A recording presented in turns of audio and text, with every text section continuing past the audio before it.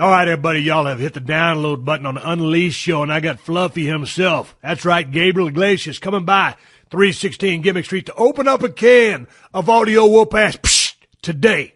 We're going to get to Fluffy, but first, have you let LegalZoom help you out yet? If you have, shoot me an email at questions@steveaustenshow.com and tell me about it, and then I'll read it right here on the show. LegalZoom really can make your life a lot easier. Hey, even with all this modern technology floating around with your iPads, your smartphones, your computers, none of it makes understanding legalese any easier. None of it makes navigating the legal system and lawyers any easier either. So let LegalZoom do that for you. They can help you with starting a business, getting a trademark, or taking care of a will or living trust. LegalZoom will walk you step by step through the process, and LegalZoom will get the job done right. So check out LegalZoom.com today. And don't forget to enter Austin, AUSTIN, in the referral box at checkout to get a special discount. That's my last name, in case you did not know that. Austin, use it so you can save even more money. LegalZoom provides legal help through independent attorneys and self-help services, but it is not a law firm. The following program is a podcast1.com production. He started in a small town in Texas. Worked his ass off to become one of the most famous wrestlers of all time. We're going to take care of business tonight, and that's the bottom line. And now he's dominating the world of on-demand audio. And he's doing it for the working man. This is a damn good outlet for me to spew the bullshit off my brain. Yeah! This is the Steve Austin Show. Unleashed.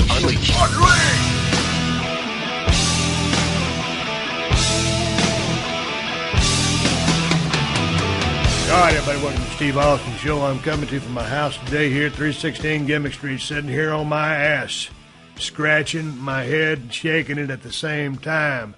It was one of those days where everything started off great and turned into a real quick clusterfuck as Gabriel Iglesias came down from the LBC Long Beach to the studios here at 316 Gimmick Street in my house. And he brought with his friend Jared Rocha, another stand-up comedian, and another cat by the name of Richard, who runs the Comedy and Magic Club over in Hermosa Beach, where Fluffy played last night.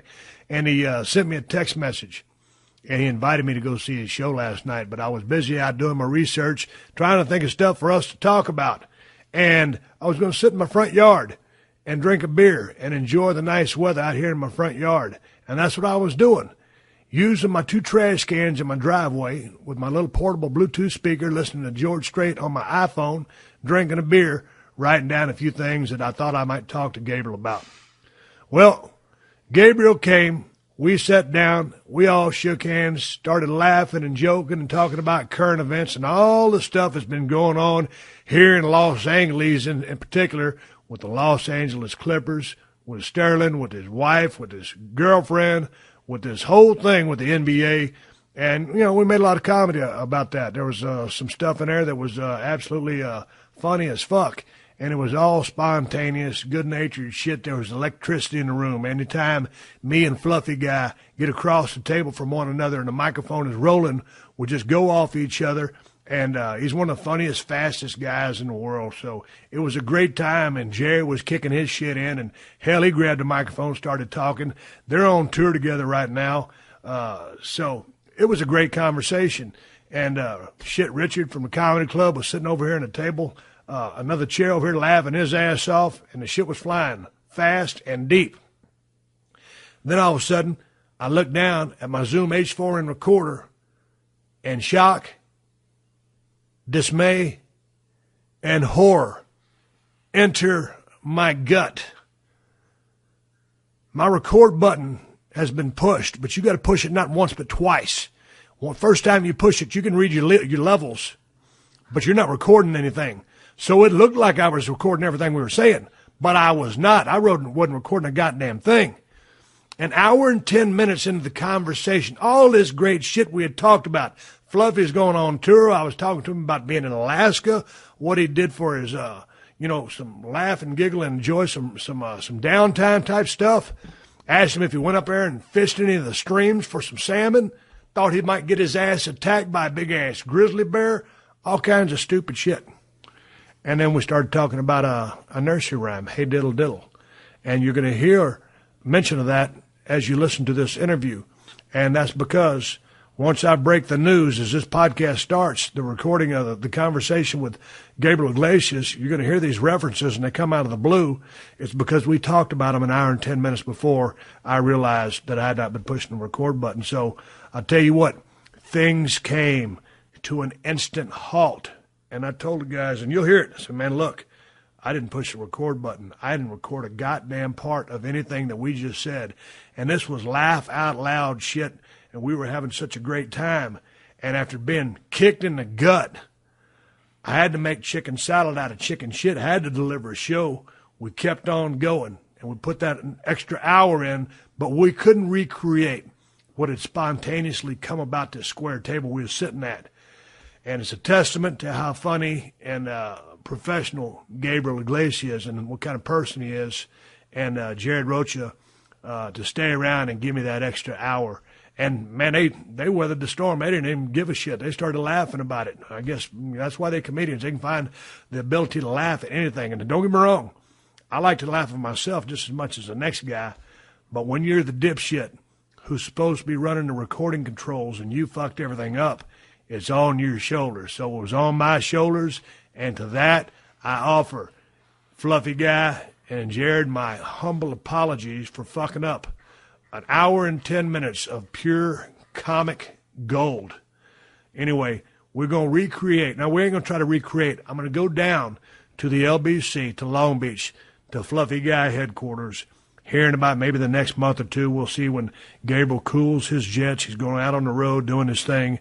And when he cools the jets, I'll go back down there, and we're going to start off fresh and just go over some stuff, because anytime, like I said, me or him gets across the table from each other, we just start shooting the breeze and funny shit happens. It's a testament to what a talented guy he is, and also to his partner who's on the road with him at this particular stretch, Jared Rocha, who had some funny stories about being down there in Dallas, Texas at the Sportatorium when he was 4 years old. His first ever wrestling match that his dad took him to. And Kamala, the Ugandan giant, was there and scared him so bad that he told his dad, hey, let's get out of here. Because he was worried about Kamala getting out of control and getting out there and messing up all the people, because he really believed that wrestling was real. And we're going to talk a little bit about that later on in the podcast, but the first time around was the best time he told that story. So anyway, it was a hell of a damn thing. Me sitting out last night drinking beer on my trash cans trying to come up with material, and goddamn, I had no idea that I call this show the One-Man Clusterfuck, the OMCF, the original OMCF, One-Man Clusterfuck, because if there's any way you can fuck something up in regards to technology or recording equipment or anything, I can damn sure fuck it up, and I did this. An hour and 10 minutes, I'll say it for the last time, of pure comic gold gone to the wayside. But we'll get it down the road. Hey, y'all been sending me a lot of damn questions, comments, and suggestions to questions@steveaustonshow.com. I got an interesting email from a guy who called himself Mr. Fly. He basically is saying he's back. He's calling me out here on the email, asking me if I'm ready for round 2. Yours truly, Mr. Fly. I'm not going to read the whole damn email because it's absolutely filled with a lot of typos and 4-letter words. And I ain't afraid of the 4-letter words, but I can't do it any justice. I laughed out loud when I read this email. Mr. Fly, you ready? I'm ready. Let's do this. Austin versus Mr. Fly 2 coming very, very soon. Obviously, it's going to be on the Thursday show, the Steve Austin Show Unleashed, because this motherfucker's going to be heavy duty. And if you think the first time was easy because Superfly Jimmy Snuka came in, busted a coconut over my head, and that's how you was able to pin me, and like it says in this email, you didn't need Jimmy Superfly Snuka. You didn't even think he was going to be in the building, but he was. This time, Snuka won't be in the building. Fly, you on, you and me, Austin versus Mr. Fly 2, gonna happen real soon. Here's an email from Joey Morales. Dig this. Hey, Steve, first and foremost, I'd like to say thank you for all the years you made wrestling more epic than anyone could have asked for. I'm about to be 25 years old, and when I got into wrestling, you were the first wrestler that stood out to me, and you instantly became one of my favorites. I loved watching the Attitude Era live and seeing mud holes being stomped each week. To this day, you're my favorite professional wrestler of all time, and I've greatly enjoyed rewatching all your pay-per-view matches on the WWE Network. My question is more of a request, and that request is you could take 2 minutes to watch my new music video that I made. It pays homage to Stone Cold Steve Austin. I make music professionally and independently, and I made a song entitled The Ring that has a Stone Cold audio whoop-ass theme. I rented a ring, got some classic SCSA gear, and do most of your vintage moves on camera while I also reference you and your finisher in the song. It's actually pretty epic, and I know you'll love it. Thank you for your time, and thank you for creating your podcast. I listen to it every week, and it's greatly entertaining. Austin 316 for life from Joey Morales. Now, you can watch this video on YouTube. It's called The Ring, and then in parentheses, it has official music video produced by DJ Hoppa. And I got my little Bluetooth speaker. Let me see if I can play a little bit, if my technology will allow. It's the mastermind hyphenate. Yo, I spit real lyrics while you suckers just tap dance. I'll blow you up faster than America to dag that. Step into the ring, bring your mic and I will snatch that. That stupid look on your face, I'm super quick to slap that. Ring the bell, start the match, let's get it crackin'. I'll turn into a psycho like my name was Sick Jackin'. And like a Michael Bay movie, non-stop action. I knock you in the head with steel bars when I'm rapping. I'm the independent that the majors can't keep up with. Razor sharp rhymes that'll leave you with a $1.50. You get smashed down like dynamic compression. I'm coming up quick and going hard like erections. Straight jabs, uppercuts, body shots, chokeholds. No limits, no rules. I come in like I'm stone cold, the toughest SOB. You better take cover or it's 2 middle fingers and a stone cold stunner. Stone cold stunner, a stone cold stunner. 2 middle fingers and a stone cold stunner. All right, you get the picture there. Hey, that's Joey, the Mastermind Hyphenate. You can check him out on YouTube, The Ring, produced by DJ Hoppa. Hey, bro, I appreciate you making that video. You did a damn good job of that damn thing. The production values is high. Your music is badass. You did a good job with it. I want to say I'm glad that I could have, inspired you. I appreciate you watching what I was doing back then. I had a hell of a time during those days, and you did a great job with your video. So congrats, and if you guys want to go check out that video, go to YouTube and type in The Ring, official music video produced by DJ Hoppa. And, hell, with that being said, we're going to jump into conversation with my main man, Gabriel Iglesias, fluffy guy. He's here in person. Well, he was here in person, and I fucked up an hour and 10 minutes of that conversation. Before we get to him, I want to ask you one more time to please help out by supporting my sponsors. They're the ones who make it possible for me to do this for you free twice a week. And I ain't asking you to buy anything. I'm simply asking you to check them out. See if it ain't something you can use.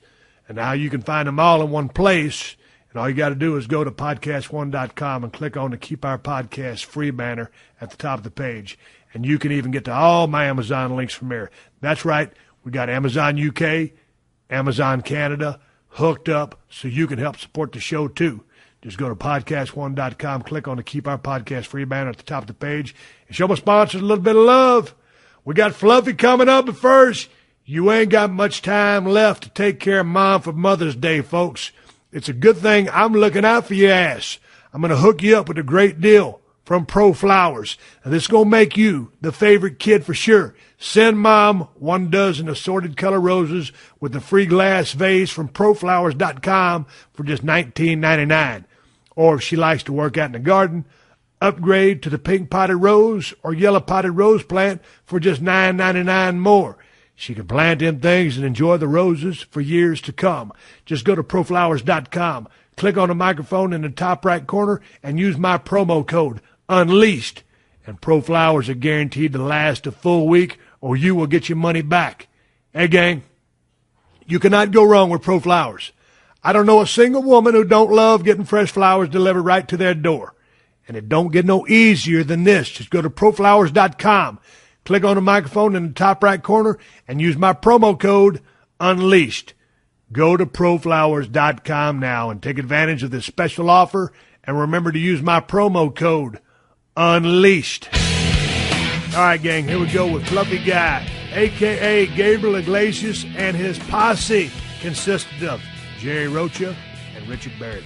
I've done a bunch of runs in Texas, like the small towns down in Texas where it's, you know, it can get really dicey sometimes because it's almost in a roadhouse atmosphere, and you got to bring it like bottle throwers, and a lot of times it's, and I'll never forget, one of the bookers, the guy who ran the room, was like, well, son, if they throw a bottle at you, they didn't like you. And he was like, that's your fault, like, you know. Yeah. And it's like, joke. yeah, exactly. And it's like, shit. And he had those.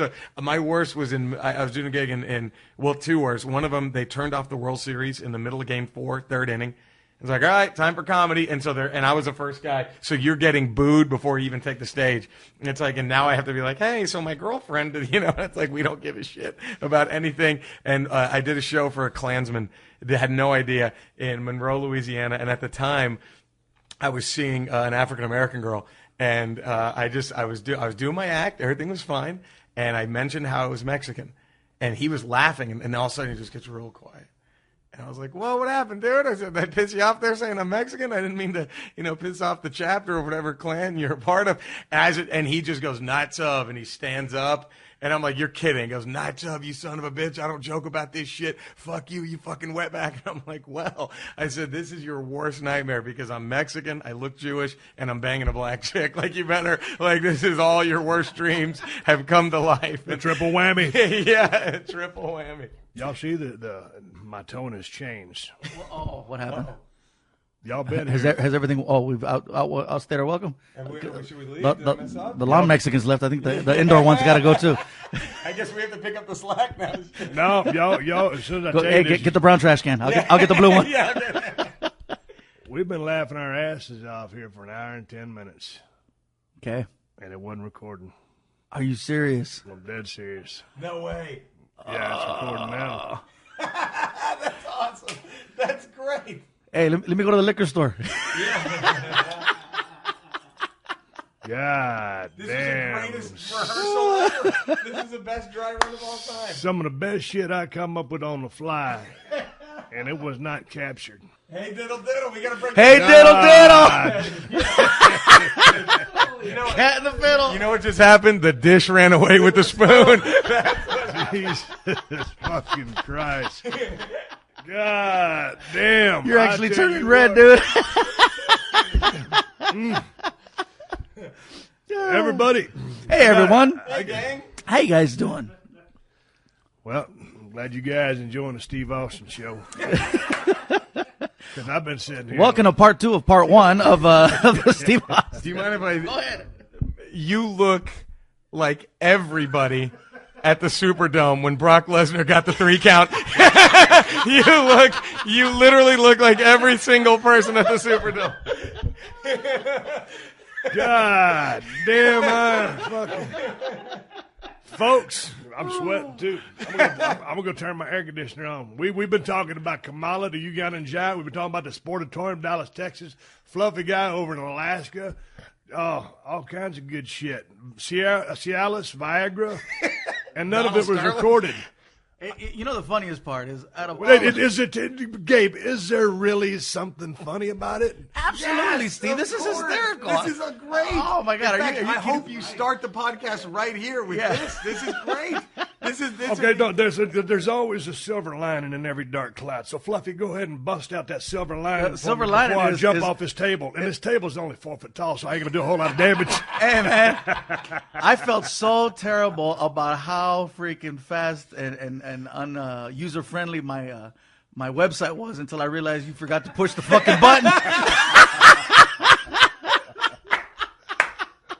I'm going back to fluffyguy.com. Don't even start.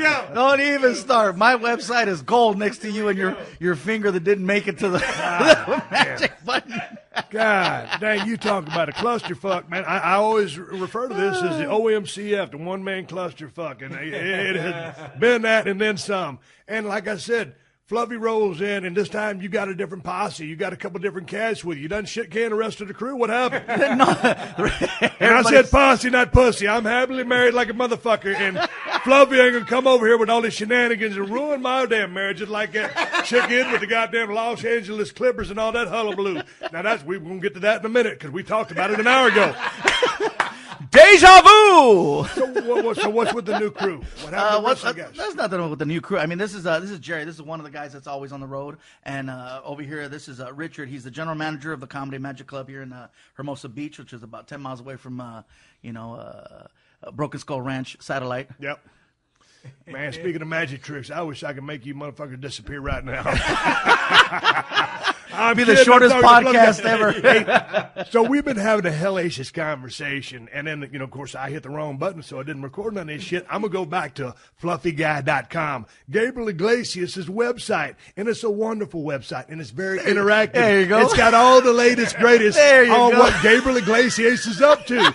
He's on the road. He's touring. He's making movies. He's making money up in this bitch. Wherever he goes, everything turns to green.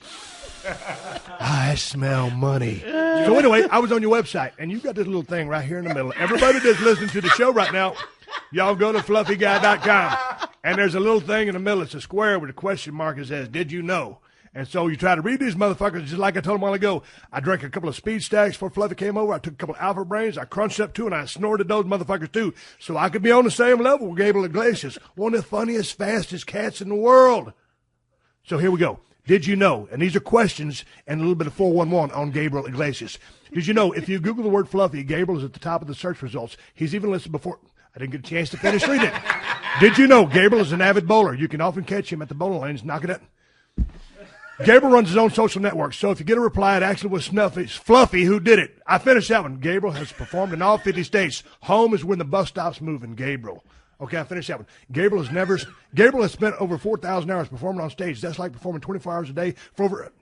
See, dude, I'm reading fast as fuck, am I not? You are, and I can't. That Speed Stack is kicking in hard, man. Okay, so tell me what's up. I mean, because I'm okay. I'm not going to say I'm Einstein. I do not know how E equals MC squared, but I assume it does. But I ain't stupid, so I can't read these motherfuckers, Gabe. So why don't you slow this thing down to help a brother out? I'm gonna get the guy that designed the website that's drinking the same stuff you're drinking to slow. Dude, I'd like to right now. If he was here, I'd put my foot in his ass. I really would. I'd ruin a damn good tennis shoe. I'm wearing flip flops. I would bury a flip flop in his ass if he was here today. I met him too because we had lunch. Yeah, we did. Yeah, Lance. What's his name? Lance, slow this motherfucker down. With that being said, the rest of the website is kick ass. Okay. User friendly. You got to go to the Evelyn Woodhead speed reading course to understand this motherfucker. Hey, question. All over the world, you on tour. We've been talking about Alaska. You said you're going up to Alaska in a couple of weeks. You've been there before. We was talking about you catching salmon and chasing bears and stuff like that. Chasing bears? Hi. But my question is, do you ever go down to Mexico City or anywhere in Mexico and do your show in Spanish? Straight up serious question. No. I will not cross the border, not anytime soon. Just, man, I get too dangerous. It's very dangerous right now. I'd rather go to Iraq. Right. People getting kidnapped left and right going to Mexico, especially people. Yeah, go ahead. So we talked. I'm from Dallas, Texas, originally. By the way, my name is Jerry Rocha. Hello, hi. Thank you for having me. I'm from Dallas, Texas. My whole family's from Laredo. So when I was a little kid, my great grandpa used to take me across the border to Nuevo Laredo, which is right there, and he would get his hair cut, and I would go with him. I was, 3 years old, at 4 years, I would play soccer with kids on the street, and it was safe. He'd be like, "Hey, go ahead." And I'm Mexican, I look Jewish, I looked white as shit when I was a kid. So, now there's no way I would survive 2 seconds. And, we would go across the border, about 4 or 5 years ago, right before you needed a passport to cross over. And we would go, and I'll never forget, my family and I went across one day to Nuevo Laredo, like 6-7 years ago, and there's this woman just middle of summer. You know how hot it gets down in South, that area. Damn right. In the middle of the summertime, and she is wrapped in ponchos, and she has a cup out waiting for donations. But I looked, and the cup was empty, and she just whistled when she saw us, and that was it. And I thought that was her way of saying, "Hey, come here, give me a hand." But nobody was giving her any bread. And then we come back the next day, and I just thought, I don't know why, but instead of looking at her, when she whistled, I just happened to look, and 3 dudes pop their heads out of the corner of a building and they mark us. So she tells them who the Americans are, who the tourists are who are coming over. And they have one little mercado in the little market in Nuevo Laredo that you can walk around and stuff. Man, if you go outside of that, you are on your own. And that's what there was a guy mounted on a Jeep with a machine gun, just one of those giant, like to kill the fucking Predator machine guns, and just there. And just kind of looking around, waiting for shit to, and I was like, man, we probably shouldn't be coming back here anymore. It got. So what was the year where you was a pretty streetwise cat? How old was you when you noticed that they was marking out the Americans? It was that day. It was because I was like, how old were you? Oh, that was not that long ago. It was because I used to never go back. It was about 6-7 years ago. We used to go all the time, and then it just kind of became don't go because my whole family, my grandmother's house is about a mile from the border. And that won't be where we'll be hanging out in Laredo. Don't worry. But I'm all concerned. He's like, "Oh, we're gonna hang out with my family in Laredo." I'm like, "No." We'll be at my other aunt's house. But my grandmother's house, it used to be in this nice old neighborhood, and now, I mean, starting about 10, 12 years ago, every night you hear gunshots. You'll hear sometimes machine gun. It's crazy, and it's all from across. Yeah, but man, we used to go down there because man, growing up down there in the Edna, Victoria area, it's right down the road to the Laredo. We go across the way to Laredo. And go over and, man, get loaded up on Coronas, drink like a son bitch, buy some cowboy hats, a poncho, and come on back.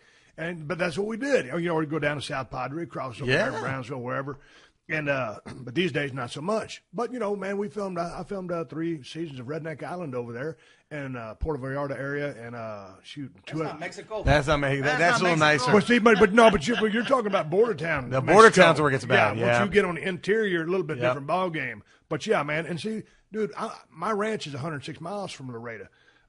So, a lot of people don't understand. It's a little hectic down there. Once you get inside, it's a beautiful country. Yeah. But there's a lot of shit going on over there. It's scary. Yeah. Do you remember, because of course, I was born in Dallas. Remember when it was probably the mid to late 80s when those college kids got killed in Matamoros?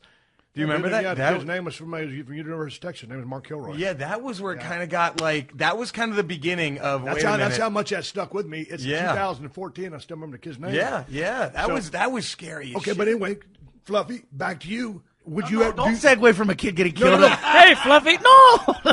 I mean, how do you segue out of that? Yeah, right.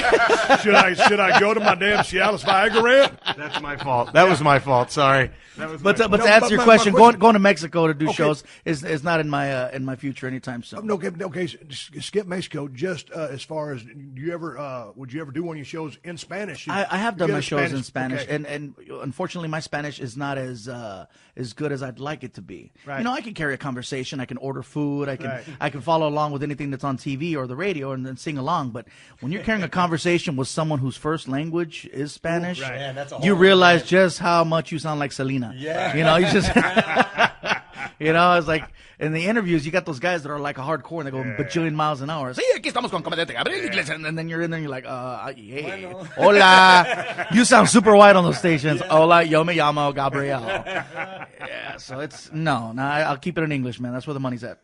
So you sent me a text message last night. She's going to be in Hermosa Beach. It's about 8-10 miles from my crib here in MDR, Marina Del Rey. We're going to go back over this. When you're in Los Angeles, every little city got the initials. The MDR is Marina Del Rey for me here. There are people out there all over the world. Now, you come from the LBC. LBC, Long Beach, California. Long Beach, California. So you was going to be right in my neck of the woods. I was going to go down and see you. How did the show turn out? The show turned out. Show was sold out. It's a show that I have the last Tuesday of every month. Okay. So anybody that's in LA, you want to see me work out my stuff. People say, well, how do you come up with material and stuff? That's the show where everything happens for the first time, where you hear me working stuff out, and I'd say 80% of the show is ha-has, and then 20% is like, wow, he better not try that again. Right. So. Hey, tell me about the feeling of that on stage, though, because, being back in the squared circle, you do something, you listen to the response, and you gauge accordingly. Feedback. That's how you make your next move. So all of a sudden you throw out a turd, and you're like, okay, mark that one down not to do again. But does it take you off your rhythm? No, the great part with stand-up is that for me, if I say a joke and it doesn't get anything, I make fun of the fact that I can't believe I just said that to the people, or I make fun of the fact that the joke tanked. Right. And that will always get a laugh. The silver lining in the dark cloud. There you go. Like with me not pushing the record button. You never get stubborn. My problem is I get stubborn. If I believe in a joke and it tanks the first time out, I'm like, nah, fuck it. I'm trying it again. I'm gonna give it another shot. Do you ever do that, or is it not in the same show? Not in the same show, right? Yeah. I'll try it on a Yeah. 5 minutes later. All right, let's try this again. Right, I think you guys didn't understand. You guys didn't understand how good this was. Let me try this one again. No, but See, like, that would get a laugh. that would get a laugh. Yeah, but I'm stubborn. I'll stick with jokes 5 or 10 times, even if they keep tanking. I'm like, I really like. But and maybe that's the jokes that we like the best are the ones that don't ever do. All right, so then, Jared, how long you been doing stand up? I've been doing stand up almost as long as Gabe, actually. Yeah, I've been 17 years. 17 years. I started right out of high school. I graduated high school in Dallas, and I went to community college for about 5 weeks. I'm like, this shit's the same as high school. I'm an idiot. I'm a dickhead. Don't be so hard on yourself. Yeah. and so we would always go to this comedy club that sounds like a gay bar. It was called the Back Door, and it was in Dallas, and that was just play, and they had a sign, that said, "Do you think you're funny? Try open mics." I'm like, shit, that's what I should do. And so, I was such a dickhead in high school. I'd prank teachers all the time. It was like, man, I should make a living out of it, and then so I just started. What kind of student were you? Were you smart? Or Yeah, my aunt is still mad at me to this. Ay, pinche pendejo, you could have been a doctor, like all that. Like, cause I had fight, but my grades suffered because I did just enough to pass. You know what I mean? I was like, because I wanted to have fun. I could tell you. So did you go to college? No, I just started doing stand up, and I was like, that was my love. And how much you on the road? And so you're out here in the LBC in Marina Del Rey at my crib right now, 316 Gimmick Street. But where you live? I live in the Valley Village, right above Studio City. Okay. So, Laurel Canyon, Magnolia area. Are you out with Gabe right now? Sometimes. It's great. When I say out, I don't mean like you're dating. I mean like y'all. Oh, no. This is our official coming out, too. We're sitting this close because we got to share a mic, all right? This is our official coming out party. We did it here. Yeah, we did it here. We thought if we're going to come out anywhere, it's going to be on this podcast. All kinds of shit happening at the studios here at 316 Gimmick Street. I tour with Gabe as often as I can. And I by the way, thank you so much for that opportunity because it's great. And but I like this weekend, for whatever it's worth, I'm going to be headlining a run of one-nighters in Santa Barbara, and I'm working out a new hour, just trying to get that going. And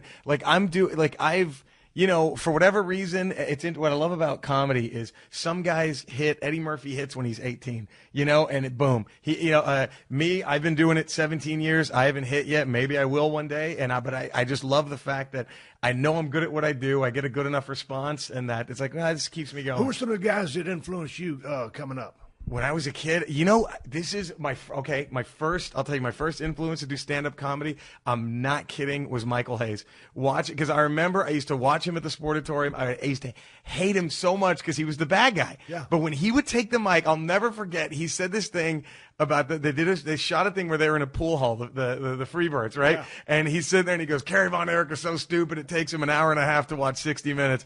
And I'm like, as a kid, I was like, genius! I was like, I'm like, man, I have to hate this guy, but shit, that was super funny. Like, that was a great line. And then, but I loved it. Of course, like, when I was a kid, nothing beat watching Sam Kinison on Rodney Dangerfield's Young. I remember like when Eddie Murphy, Dana Carvey, guys like that. Like I would sneak in my grandmother when we'd go visit in Laredo, and she had HBO. We couldn't afford HBO, but my grandma had it because Mexicanos. She knew somebody who could hook it up for her, And so we went, and I loved that my grandma had HBO. And I remember when I was a little kid, I would sneak out of the bedroom at 2 a.m. and turn on HBO. Not because I didn't know what pussy was. I didn't care about that. I was hoping to see Delirious, and sure enough, one night I turned it on, and there it was, Eddie Murphy's Delirious, and I was like, this is what I want to do. This right here, this is it. And that was the beginning. Hey man, so what's life like on the road for you, Fluffy? Because you got your posse that travels with you a little bit, because man, you got your merch, your swag, all the stuff that you set up. I got the bus, the semi, the